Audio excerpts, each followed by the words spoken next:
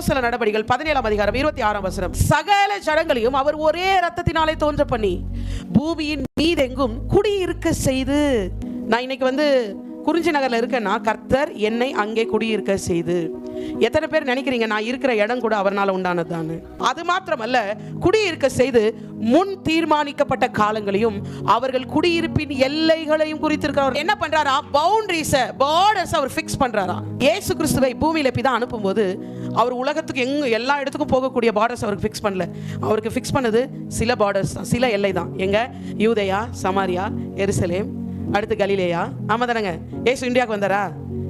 இயேசு வேற சைனா போனாரா? பாருங்க, பிதா என்ன பண்றாரு? இயேசுக்கே ஒரு எல்லையை குறித்து அந்த எல்லைகளை நம்ம ஒர்க் பண்ணா போதும். அந்த எல்லையில நீங்க உண்மை உத்தமமா பண்ணா போதும்.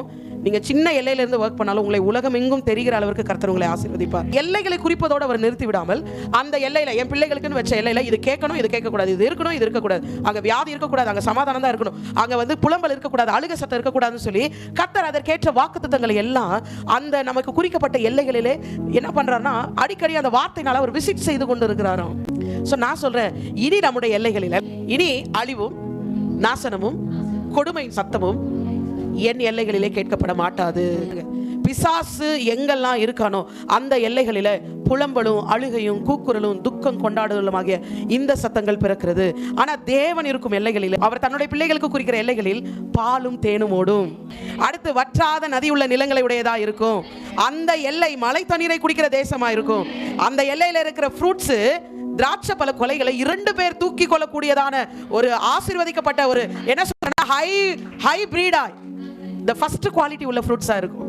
கானான் தேசத்தை பாருங்க, அவர் தம் பிள்ளைகளுக்கு ஆயத்தப்படுத்தின எல்லை அது. அது அரணிப்பான பட்டணங்களை கொண்டுள்ளதா இருந்தது இல்லையா? உண்மைதானே? அது ராட்சதர்கள் வாழ்ந்த அரணான பட்டங்களை உடையதா இருந்தது. முக்கியம், அதன் மதில்கள் 2 ரதங்கள் செல்லக்கூடிய மிகப்பெரிய படர்ந்த இடமா இருந்தது. அவர் ஏதோ சொத்த ஏதோ மீந்தது மிஞ்சினது இந்த மாதிரி தேசத்தை, இந்த மாதிரி பார்டர்ஸை தன் பிள்ளைங்களுக்குன்னு குறிக்கல. அவர் சொல்றாரு, நான் உனக்கு கொடுக்கிற தேசத்துல பாலும் தேனும் ஓடுன்றாரு. பாலும் தேனு குடிக்க மாட்டாங்களா? என்ன பாட்டுமா?